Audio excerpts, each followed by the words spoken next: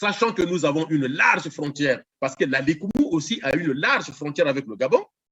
Et donc, nous sommes à quelques pas de Franceville, des grandes villes gabonaises. Ça suppose que le Congo va servir de théâtre d'opérations militaires contre le Gabon, et avec comme main-d'œuvre, évidemment, les soldats rwandais ou peut-être les restes des militaires de Mobutu qui avaient aussi accompagné Denis Sassou Nguesso en 1997.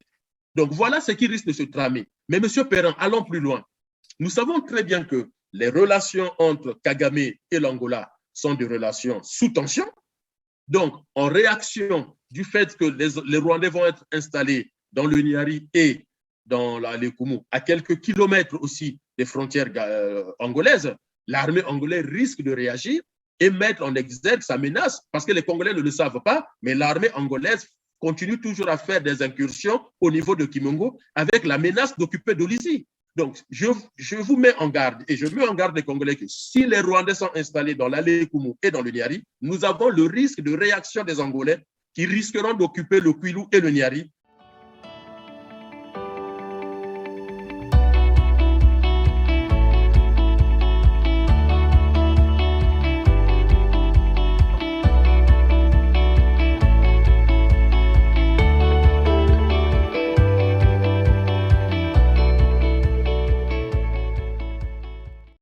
Bonjour, Monsieur Didier Mouni-Volo. Bonjour, Monsieur Perrin. Et une fois de plus, merci pour cette invitation.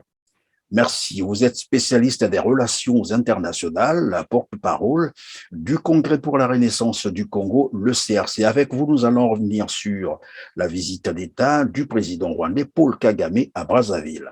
Visite qui lui a valu d'ailleurs la concession de 12 000 hectares des terres arables du Congo-Brazzaville et la signature de plusieurs autres accords de coopération. Cependant, certains observateurs de la vie politique congolaise estiment que cela a été également l'accomplissement d'une bonne partie du plan Denis Sassou Nguesso pour sa succession. Qu'en pensez-vous? Les observateurs qui disent que Kagame vient d'entrer dans le théâtre politique congolais et constitue un des éléments du puzzle pour la succession de Denis Sassou Nguesso au pouvoir n'ont pas tort. Et j'espère qu'au cours de cette émission, je pourrais expliquer aux Congolais les tenants et les aboutissants de cette visite. Le fait que c'est une visite qui met gravement en danger les Congolais et le territoire congolais. Nous avons beaucoup d'exemples sur le comportement du président Kagame en Afrique. Et je pense que les Congolais ne devraient pas se réjouir de la visite du président Kagame. Et d'ailleurs, nous allons en tout cas approfondir, éclairer les Congolais, leur expliquer et que j'espère une fois de plus, à la fin de cette émission, les Congolais auront compris et réagiront pour sauver, protéger leur Congo, mais surtout, protéger les familles congolaises. Alors, avant tout cela, il nous faut peut-être comprendre qui est Paul Kagame. Dès qu'il a quitté, évidemment, Brazzaville, donc le 14, il a signé un accord avec Boris Johnson de l'Angleterre, un accord d'ailleurs controversé pour le rapatriement des demandeurs d'asile vers le Rwanda.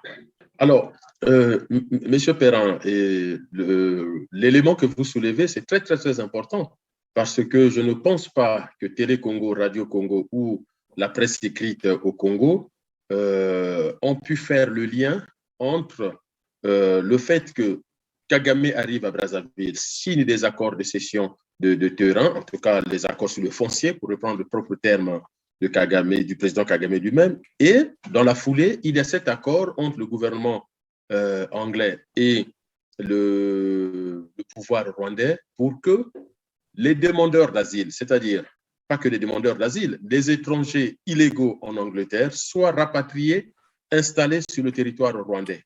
Qui nous dit qu'une fois sur le territoire rwandais, ces personnes ne vont pas se retrouver sur les terres concédées par le Congo au pouvoir rwandais, tout en sachant que nous avons une administration médiocre.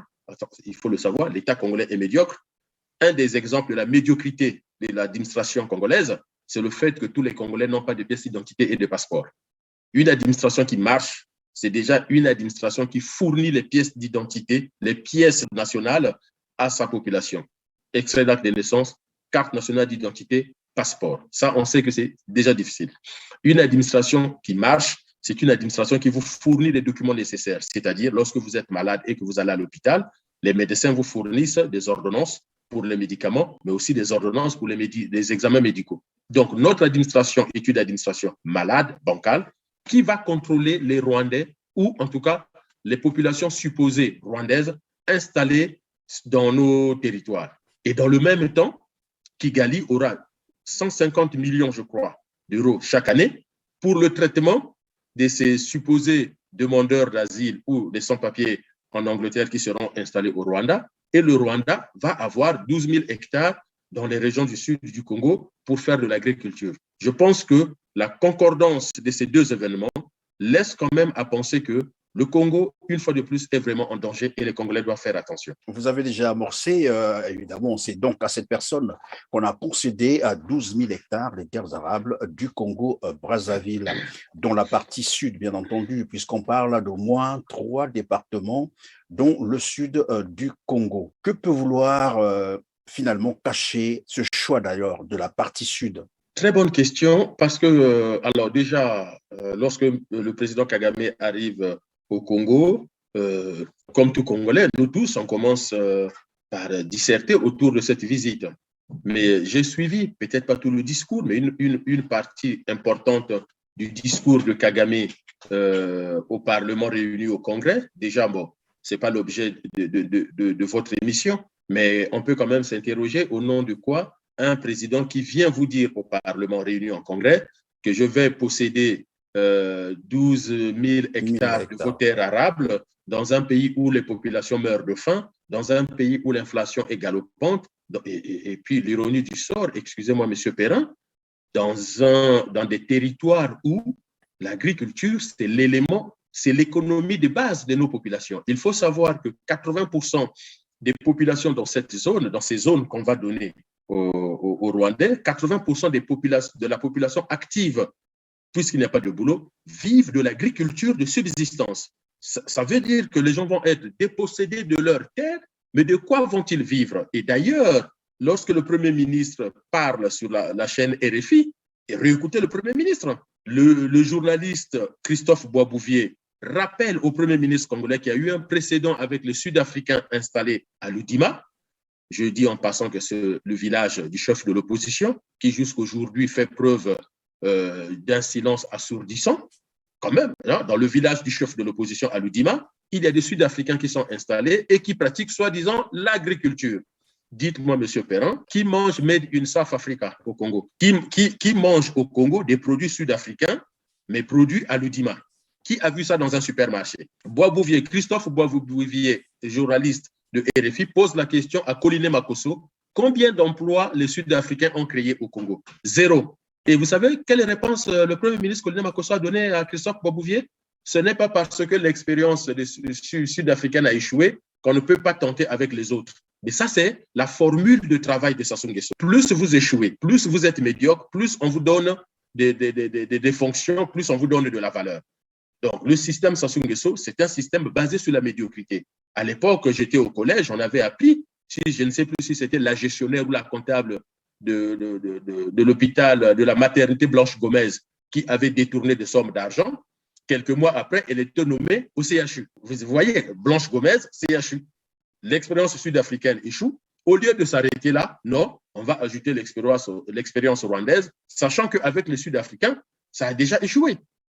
Donc, c'est quand même curieux de voir que nos élus, nos députés, nos sénateurs sont au Parlement et ils écoutent un président qui vient leur expliquer qu'on va occuper 12 000 hectares. Mais M. Perrin, est-ce que nous avons bien entendu ce que M. Kagame a dit? M. Kagame nous dit qu'il reconnaît que parmi les 8 000 Rwandais stationnés comme réfugiés à Brazzaville, la majorité est constituée par les génocidaires rwandais. Et ça m'a glacé le sang.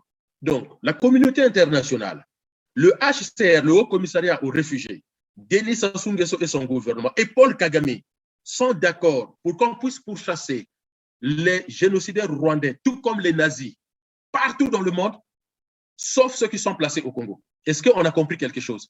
Moi, je n'ai rien compris. J'ai été choqué, j'étais étonné, j'étais sidéré d'apprendre qu'on a plus de 8 000, près de 8 200 Rwandais au Congo, dont la majorité est constituée par des génocidaires, c'est-à-dire plus de 4000 génocidaires chez nous. Et quand vous lisez la presse internationale, les génocidaires rwandais sont pourchassés partout. Il y a même un tribunal pour le Rwanda.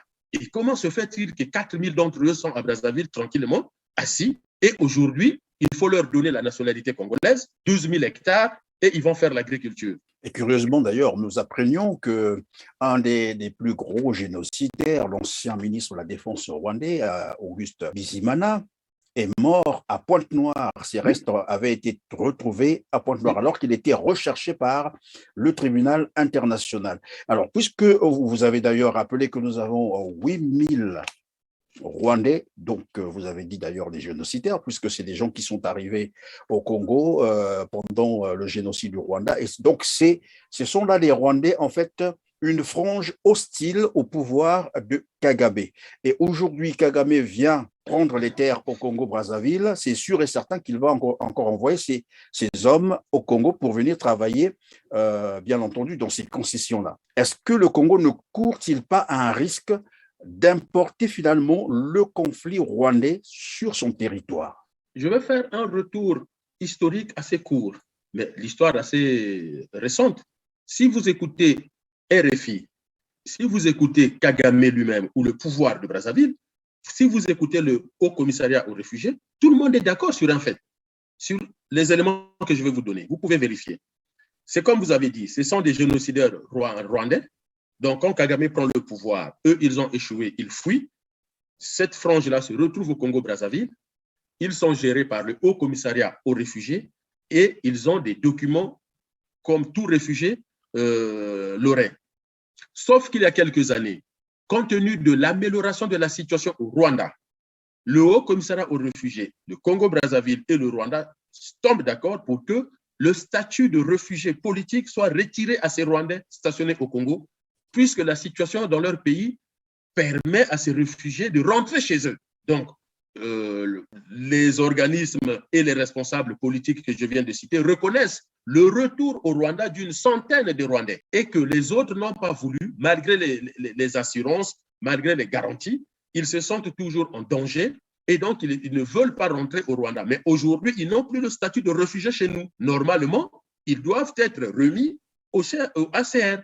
C'est-à-dire que le gouvernement congolais doit remettre ces Rwandais au Haut Commissariat aux réfugiés. Ils n'appartiennent pas au Congo. Ce sont des citoyens rwandais qui, à un moment donné, vu la situation dans leur pays, ont fui et ont été hébergés au Congo. Et maintenant que la situation s'est améliorée, eh bien, le HCR doit prévoir des convois pour les renvoyer au Rwanda. Sauf qu'ils ont refusé. Alors, le deal, c'est qu'on nous dit qu'ils restent au Congo, qu'ils fassent la demande de la nationalité congolaise et Denis Sassou Nguesso leur promet la nationalité congolaise qu'il va leur donner et on va leur donner des terres pour qu'ils pratiquent l'agriculture. Mais l'agriculture pour planter quoi? Au profit de qui? Et d'ailleurs, quelle est l'ethnie qui sera dépossédée de ces terres au profit de 12 000 hectares qu'on va prendre où? En le même Dieu, vous savez. Alors, même s'il s'agit de régulariser finalement leur situation administrative, est-ce qu'il ne faut pas craindre là qu'ils soient tous enrôlés finalement dans l'armée? Mais sur le plan géostratégique, vous avez dit vous-même, pourquoi alors on a dit la cuvette au niveau de Kélé, et puis le Niari et la Lekumu. Et pourtant, c'est au nord du Congo que nous avons des vastes étendues qui sont inhabitables. Inhabitables, oui. Qui sont inhabitables. Le nord du Congo est habité sur le quart du territoire seulement. Sur le quart du territoire. Ce n'est pas moi qui le dis. Ce sont les cours de géographie qu'on nous enseigne à l'école.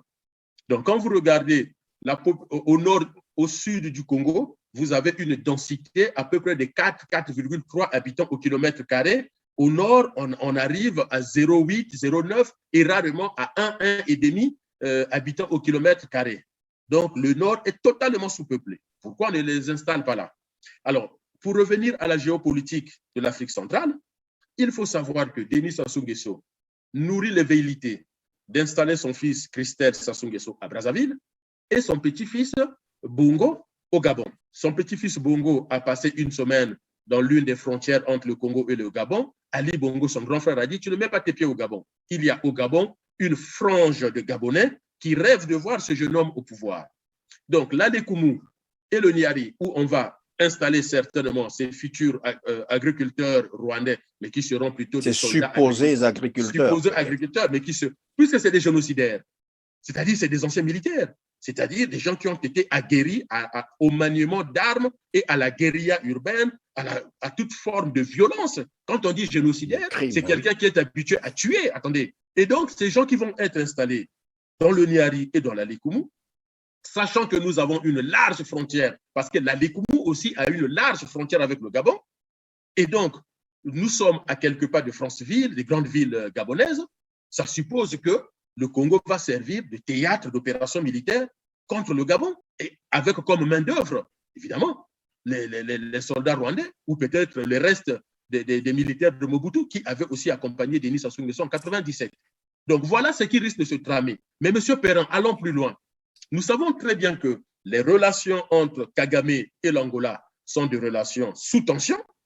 Donc, en réaction du fait que les Rwandais vont être installés dans le Niari et dans la Lekumu, à quelques kilomètres aussi des frontières angolaises, l'armée angolaise risque de réagir et mettre en exergue sa menace, parce que les Congolais ne le savent pas, mais l'armée angolaise continue toujours à faire des incursions au niveau de Kimongo avec la menace d'occuper Dolisie. Donc, je vous mets en garde et je mets en garde les Congolais que si les Rwandais sont installés dans l'allée Koumu et dans le Niari, nous avons le risque de réaction des Angolais qui risqueront d'occuper le Kwilu et le Niari. Moi, je ne peux pas comprendre que même Christelle Sassou Nguesso, qui semble-t-il veut succéder à son père, puisse valider un tel projet. Regardez la photo entre Christelle et Kagame.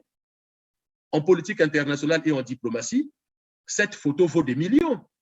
Donc, Kagame ne peut pas accepter de prendre cette photo avec Christelle Sassou Nguesso si on ne lui a pas donné de véritables gages. Et c'est pour cela que je tire la sonnette d'alarme aujourd'hui pour dire aux Congolais de refuser, coûte que coûte, l'installation des agriculteurs, supposés agriculteurs rwandais dans nos terres. Les populations au sud du Congo, depuis Brazzaville jusqu'à la côte atlantique, sont des peuples d'agriculteurs. Ils ont des images sur Internet qu'on peut regarder. La ferme d'État des Kombé, les fermes de Kindamba, dans la Bouenza, dans le Niari, on a pratiqué l'agriculture depuis nos ancêtres. Et en 1960, alors que le Rwanda n'avait encore rien, nous avions déjà une industrie agroalimentaire. Je ne les citerai pas, on les connaît. Kintsundi, Machumba, voilà, on avait une industrie agroalimentaire. Donc, on n'a pas besoin ni des Sud-Africains, ni des Rwandais pour venir nous enseigner c'est quoi l'agriculture. Il suffit seulement de ponctionner le surplus des revenus pétroliers pour financer des projets agricoles. Et d'ailleurs, Sassou Nguesso, dans son projet de société, avait dit « Mukesa, l'agriculture, il y a néné, méga projet agriculture ». Mais ce n'était pas pour nous ramener des Rwandais. C'est pour financer déjà les producteurs congolais et il y en a des masses qui attendent. Et d'ailleurs, il parlait même de la plantation ou des plantations de safou et puis du manioc, donc les Kwanga, comme il disait, surtout Kwanga, évidemment. Il a insisté là-dessus. Mais alors, nous savons également qu'avant ces accords, bien entendu, signés lors de son dernier voyage à Brazzaville, il y a que Denis Christelle Sassou Nguesso avait aussi déjà signé des accords de défense, bien entendu, en présence du ministre de la Défense, je crois, le ministre congolais, avec le Rwanda, bien entendu, des accords de défense, d'assistance mutuelle en cas de déstabilisation des institutions. Comment comprendre cela? Quelle interprétation donner à ce genre de accords? Alors, j'ai essayé de regarder les annales de l'histoire de l'Afrique. Je n'ai pas trouvé un autre exemple. Voilà deux pays, au demeurant, ne sont même pas frontaliers. Le Congo-Brazzaville n'est pas frontalier du Rwanda. Pour arriver au Congo-Brazzaville, le Rwanda devrait traverser la RDC d'est en ouest. Et je ne suis pas sûr que la RDC voit d'un bon œil l'intervention du Rwanda à Brazzaville. Mais voilà deux pays qui signent des accords d'assistance mutuelle, des accords sur la sécurité sous-régionale et d'assistance mutuelle. Et le motif, c'est quand même curieux, si les institutions sont déstabilisées. Les institutions sont déstabilisées. Les accords d'assistance et de défense mutuelle, c'est lorsque les États sont attaqués. Et non pas quand il y a une crise intérieure. Je vous donne deux exemples qui ont existé dans le monde, c'est l'OTAN et le pacte de Varsovie. Lorsque un pays de l'OTAN est attaqué, 5e article, les autres pays viennent à son secours. Mais à chaque fois dans ces pays-là, lorsqu'il y a des problèmes de crise institutionnelle, jamais on a vu un État intervenir. Je vous donne un exemple. La Belgique est restée pendant plus de 3 ans sans gouvernement. La Belgique est un pays de l'OTAN au même titre que la France et la Hollande.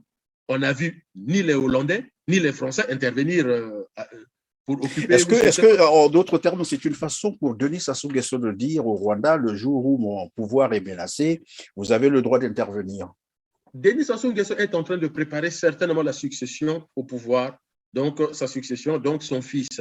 C'est une manière de dire que si les Congolais boudent la prise du pouvoir par Christelle Sassou Nguesso, ou tout simplement, s'il venait à l'idée des Congolais de se soulever contre le pouvoir de Sassou Nguesso, donc de remettre en cause les institutions mises en place par Sassou Nguesso, le Rwanda va intervenir. Parce que je peux vous assurer, M. Perrin, dites-moi, même s'il y a un coup d'État au Rwanda, donnez-moi le nom des militaires congolais qui pourraient aller au Rwanda. A contrario, nous avons déjà 8000 réfugiés rwandais stationnés sur place. C'est-à-dire, ce sont les 8000 Rwandais qui seront armés et utilisés contre nous. Et la preuve, on les installe où?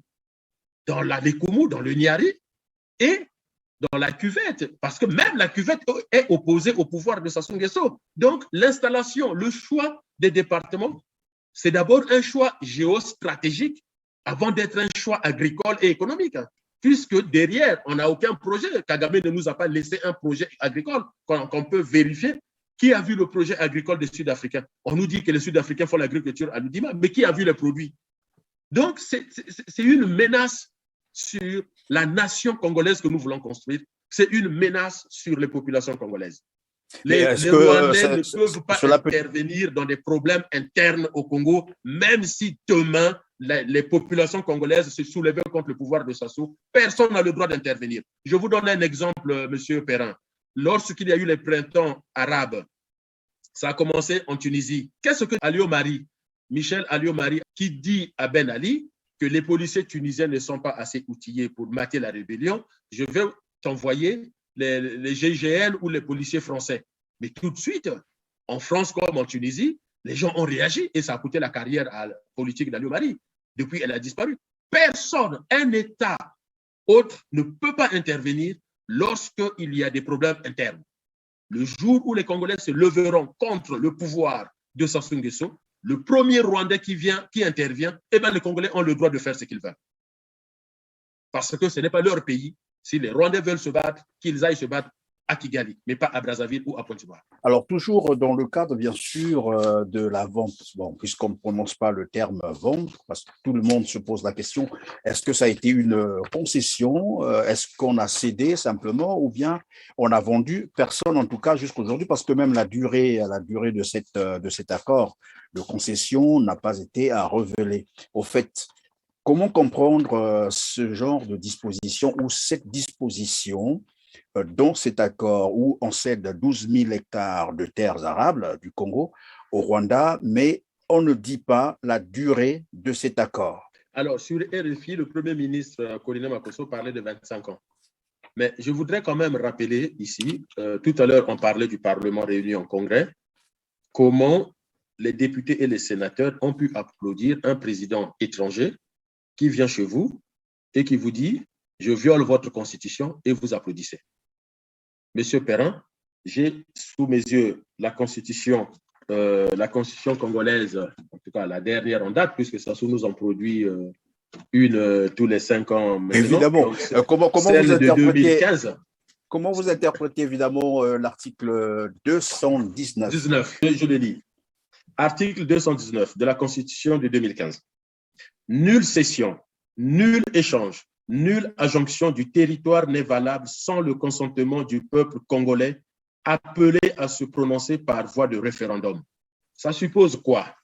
Que si demain, les populations du Niari, de la Lekumu et de la Cuvette voient arriver sur leur terre des gens qui ne sont pas congolais et qui commencent à faire je ne sais quoi, ils ont le droit de les botter les fesses et de les jeter dehors. Les terres ont déjà été cédées, elles ont été concédées, sont passées par le référendum.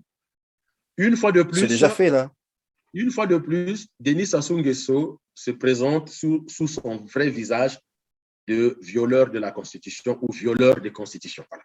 C'est l'identité qu'il a. Après, M. Perrin, je vous dis, la responsabilité revient au peuple de ne pas se laisser faire. La responsabilité revient aux populations de se soulever contre ce genre de pratiques. On ne peut pas accepter que quelqu'un arrive chez vous, viole votre femme, viole votre fille et vous applaudissez. Ce que les députés ont fait, c'est grave. C'est une haute trahison. Ils ont applaudi quelqu'un qui est venu chez eux et a violé leurs femmes et leurs enfants. Violer la Constitution du Congo, ce n'est pas possible. Et où? Au cœur même de ce qui symbolise la République et la nation, le Parlement. Est-ce qu'on peut penser que cet article leur a échappé? Ou ils ont fait exprès? Monsieur Perrin, si un seul parlementaire vous dit que l'article a échappé, je lui demande de se suicider. Excusez-moi d'être assez violent. Si un seul parlementaire dit qu'à ce moment-là, il avait oublié l'article 219, le parlementaire a un rôle unique. Fabriquer les lois, modifier les lois existantes, faire évoluer les lois existantes. Point. Point. Et si un seul parlementaire fait autre chose que ça, alors sa place n'est plus au Parlement. Excusez-moi. Parce que moi, mon rôle à travers votre émission, c'est de sensibiliser les Congolais des dangers. Et à chaque fois que j'ai pris la parole, ça s'est vérifié. Et plus grave encore, c'est quand on voit que ceux qu'on appelle les hommes et les femmes politiques au Congo gardent le silence face à de tels dangers. Je ne sais pas si ces gens se regardent dans des miroirs. Je ne sais pas si ces gens-là arrivent à manger calmement chez eux. Je veux vous dire une chose, M. Perrin. Hier, il y a eu la traite négrière. Nous avons accusé le blanc. Après, il y a eu la colonisation. Deuxième moitié du 19e siècle jusqu'à deuxième moitié du 20e siècle. Il y a eu la colonisation. C'était toujours l'acte du blanc. Mais aujourd'hui, qu'est-ce qu'on est en train de voir au Congo? Spécialement au Congo-Brazzaville. Le Congo-Brazzaville est un cas unique dans le monde et en Afrique noire. Nos commerces sont détenus par les Libanais et les Ouest-Africains. Les banques et les télécommunications, ce sont les Marocains ou encore les Turcs ou un peu les Sud-Africains. Déjà, Denis Sassou Nguesso voulait privatiser l'électricité et l'eau en donnant ça aux Turcs. Et aujourd'hui, on donne nos terres agricoles aux Sud-Africains et aux Rwandais. Comment on appelle ça, M. Perrin? La colonisation. Le Congo est une colonie. Ne vous trompez pas, au moment où je vous parle, le Congo est une colonie. Et donc, si on laisse encore 20 ans à Denis Sassou Nguesso, c'est fini. Le Congo, en tant qu'État, n'existera plus, sinon que ça sera un État fantoche, avec un président qui sera choisi par les vrais maîtres du Congo, c'est-à-dire ceux qui tiennent les banques et les télécommunications, ceux qui tiennent l'agriculture, ceux qui tiennent l'électricité et l'eau. Qu'est-ce qui appartient au Congo aujourd'hui? Même le pétrole. Quand vous regardez la presse internationale et vous entendez qu'il y a des Camerounais, des Béninois, des Togolais, des Congolais de la RDC qui gangrènent nos bureaux pour gérer notre pétrole,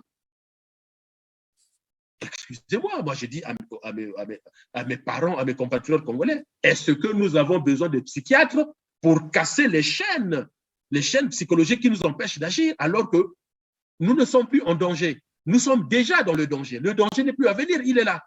Et il ne fait que se confirmer de jour en jour. Regardez, je vous donne un exemple. L'Alaska appartenait à la Russie, si je ne me trompe pas. C'est bien ça, hein? L'Alaska appartenait à la Russie. La Russie a vendu l'Alaska aux États-Unis. Mais sachez-le, quelques jours, hein, pas des semaines, quelques jours après la cession de l'Alaska aux États-Unis, les Russes regrettaient déjà. On ne cède pas sa terre.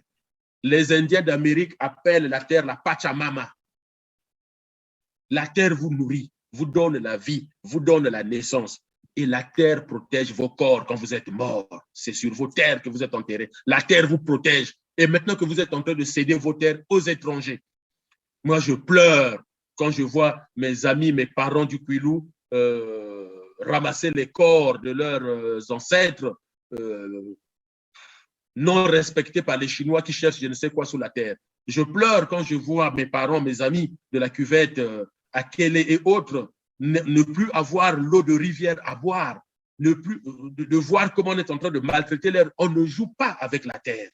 Et voilà qu'on a un pouvoir qui est en train de détruire ce que nous avons de plus sacré, la terre. Ça, Et on ne comme peut pas qui le faire. dirait d'ailleurs, la richesse commence par la terre. Alors donc ici, on peut considérer que c'est une haute trahison finalement, l'acte posé par Denis Sassou Nguesso, le concéder des terres du Congo au Rwanda. Dans la Constitution est là, c'est un acte de haute trahison, et surtout, il passe son temps à violer la Constitution avec la bénédiction du Parlement, souvent réuni en congrès.